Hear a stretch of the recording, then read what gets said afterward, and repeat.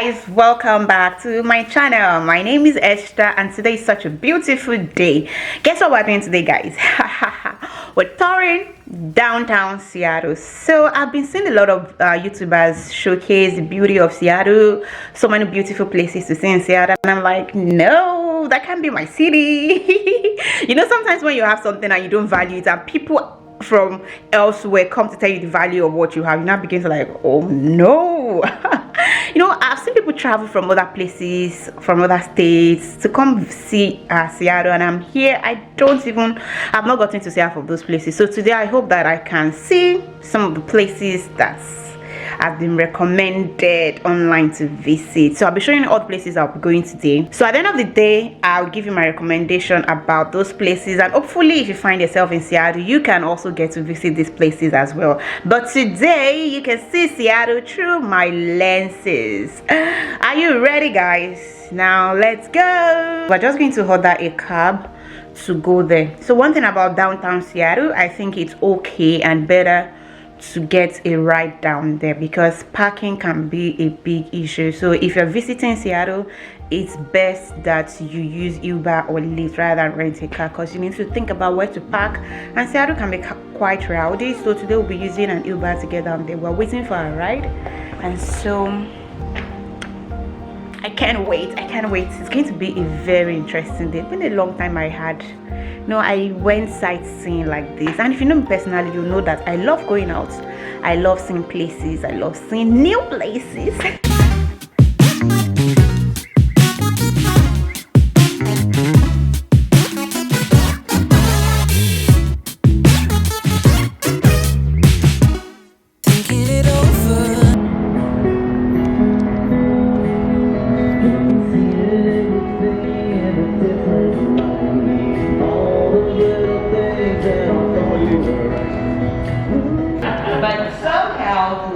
Craziness going on, the town grew. But the problem was it's growing here on a beach. This is where they build a commercial district.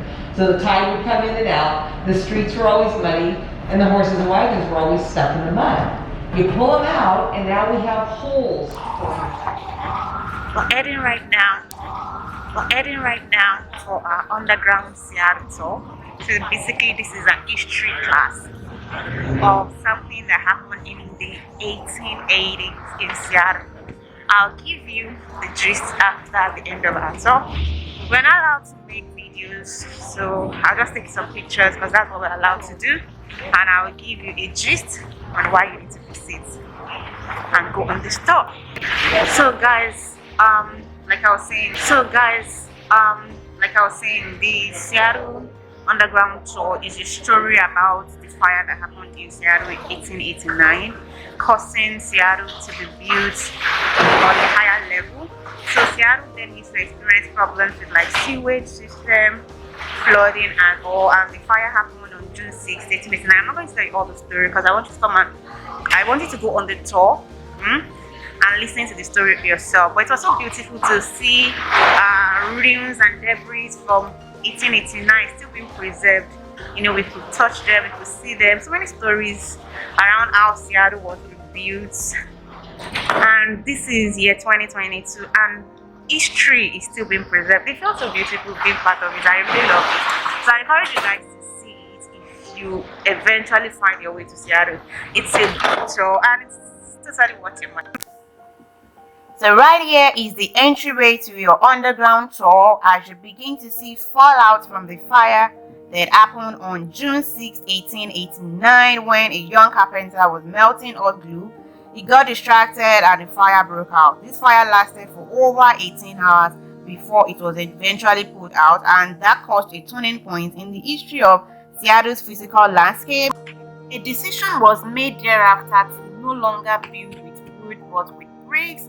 The estimated total losses from this fire incident is over 20 million, and this picture was taken right after the fire was successfully put out, that is after over 18 hours.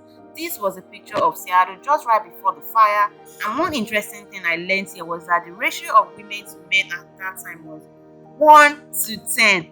This right here is the entryway to what used to be the old Scandinavian Bank, which which was very instrumental to the safekeeping of valuables for different merchants, not just valuables but their money.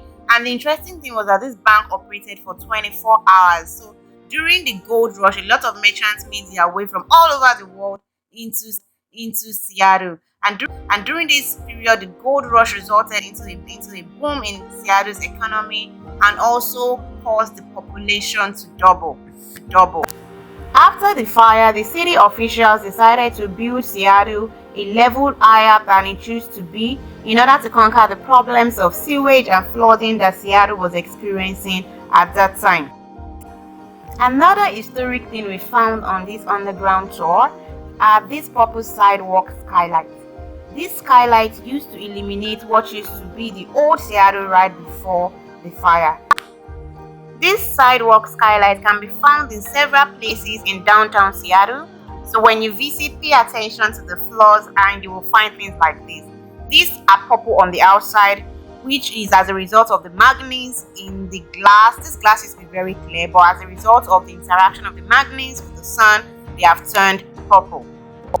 Another historic site to watch out for on this tour is this 462-foot story building that was completed in 1914. It used to be the third tallest building in the world at the time of completion, but no longer is. Other exhibits we found on this tour are items and pictures from what used to be the old commercial center of Seattle. We also got to learn about the Wamish people, who were the first people to settle in Seattle. We also got to learn about the Spildell, who is credited to be the founder of the underground tour. Now let's go to the next place to visit. It's in Seattle. Guys, still on our tour. Right now we are at the Seattle Aquarium. We're closing earlier today, so we have to come in here at first before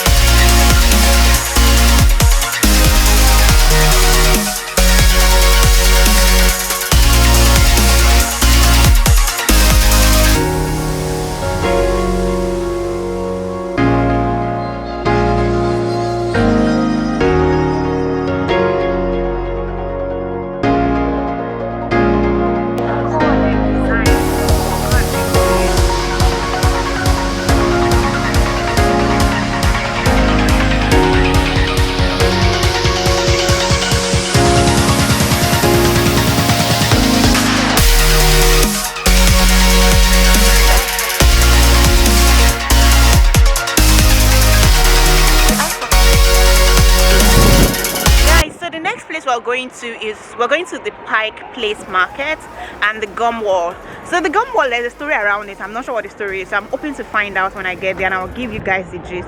So guys, these are the places you need to visit when you come to Seattle. Ensure that you don't leave Seattle without visiting this place. If not, you have not come to Seattle at all. So let's go. I'm very much hungry, so probably grab some snack on our way. When we're coming here, I saw a place where they had meat pies. I know they might not be like what we have in Nigeria, but I'll try to grab some and see what it tastes like. Yeah, this is another interesting place to visit in Seattle. Wings over Washington. I don't know if you guys can see. Let me zoom in. If we have time today, we'll probably be able to visit there. So it's an indoor flight view of places in Seattle, so you get to sit can you guys see? I'm not sure you can see the wings over Washington. So it's an indoor flight experience where you get to see different sites of Seattle, travel.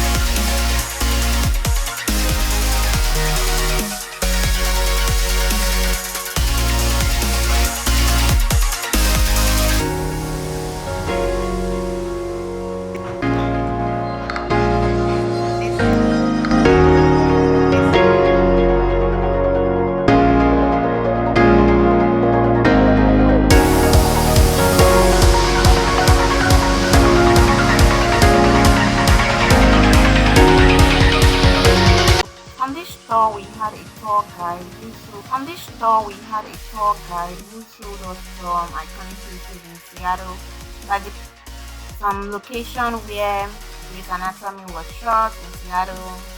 You can see the vessel conveying the largest produce of Seattle, which is green. I got to know that from this tour. And some other things around e-commerce, all the beautiful mountain views surrounding Seattle and a whole lot of interesting things. So on board you can buy food, you can go on board with your drinks and your food.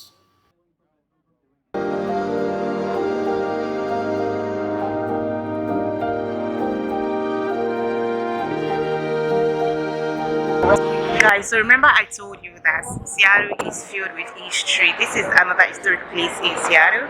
So Pike Place Market in Seattle is known to have the oldest farmers market in the United States that is still operating. And here, they usually throw fishes before they cut and wrap boys. So I'm trying to look for a spot or a place where I can see somebody throwing up fishes, so I can give of that. Let's see what that looks like. So there are usually lots of seafood items. It's majorly known for food, so it's actually very associated with Seattle. So when you come to Seattle, ensure that you check this place out.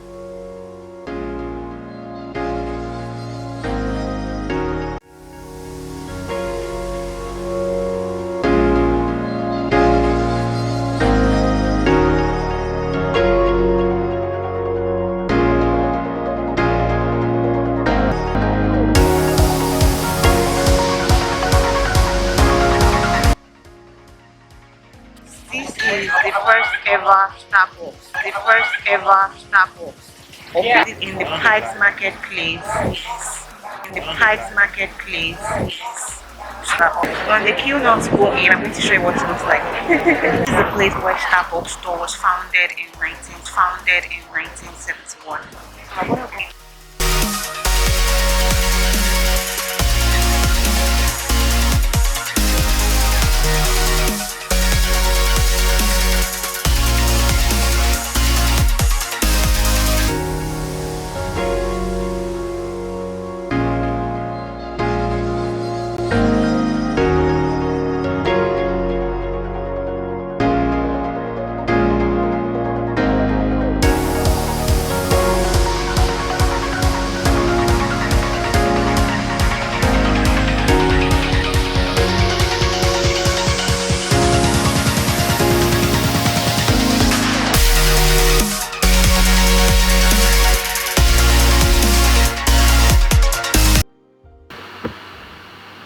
Guys, these were gums that were chewed by real life people. So people, while waiting to go into the theater, would stick their gum to the walls, as you can see this guy doing. That was back then in 1993 when they started, and all effort to make people stop this act has been futile. So this place became iconic for that reason. People come in here and you can see the gums are on both sides of the wall. There's a theater down the road here.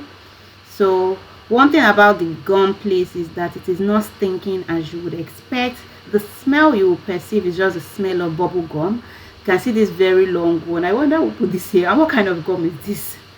But I found it very interesting that this place has now become almost like a walk of art, and it is not stinking as you would expect it to.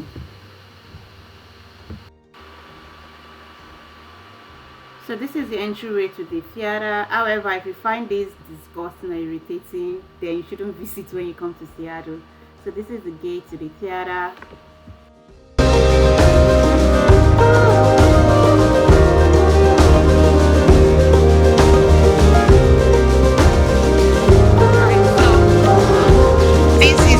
This is where we're calling it a day for today. We're going to have some seafood here at this place.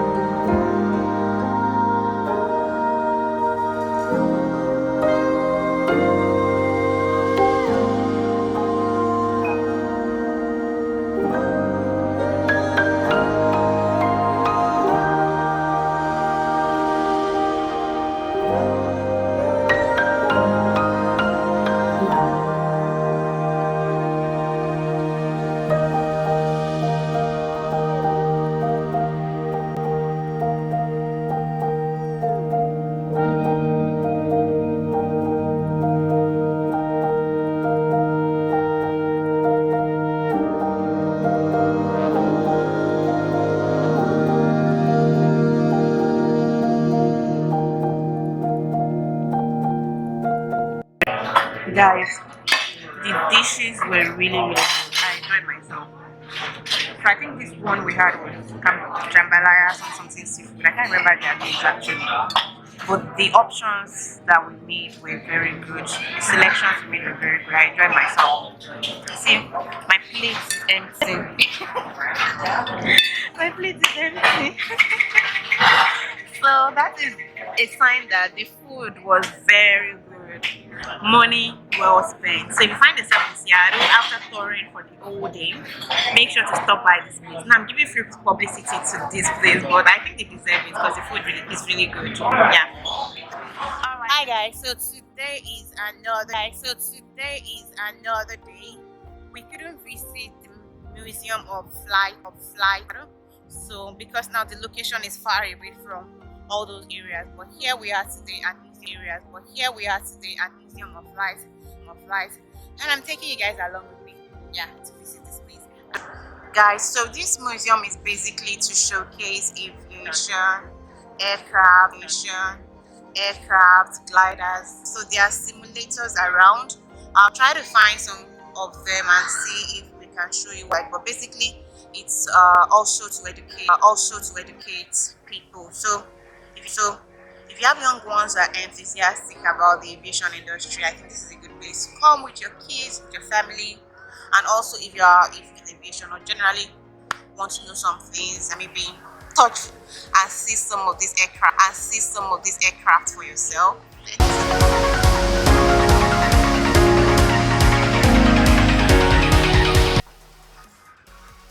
Guys, here is an interesting story of Clyde Cessna, who built a glider in 1930 and started selling to the public in 1930 for $390. I wonder how much that is in current day value. But what I found interesting is this part. So these gliders were used to teach people how to fly, and so a lot of people were getting on it. And the part I found, the expected tragedies often resulted. Guys, that was exciting. The simulator was very interesting. So when you come here, ensure that. So it's just.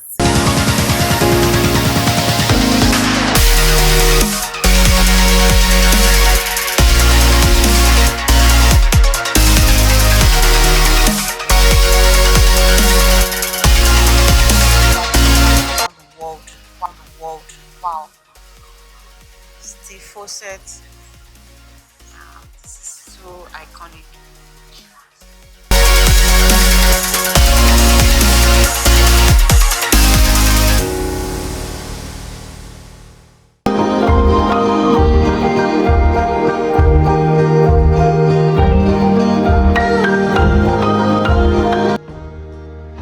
Airline is this one? What aircraft is this? Goodyear FGID Corsair. Wow, the wings are foldable.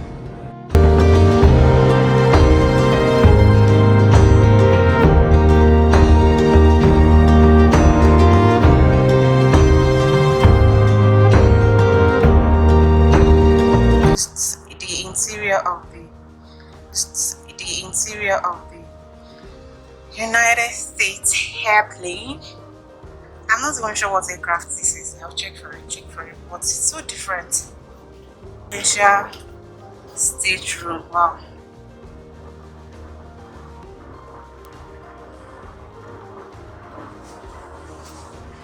Oh, there's a toilet here.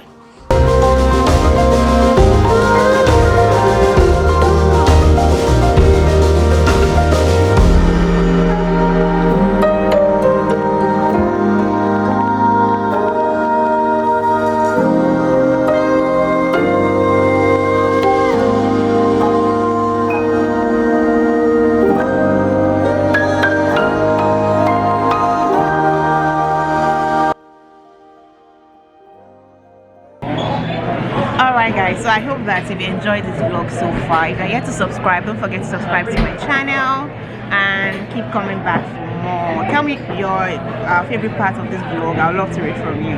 Until I come your way again next time, take care guys. Bye.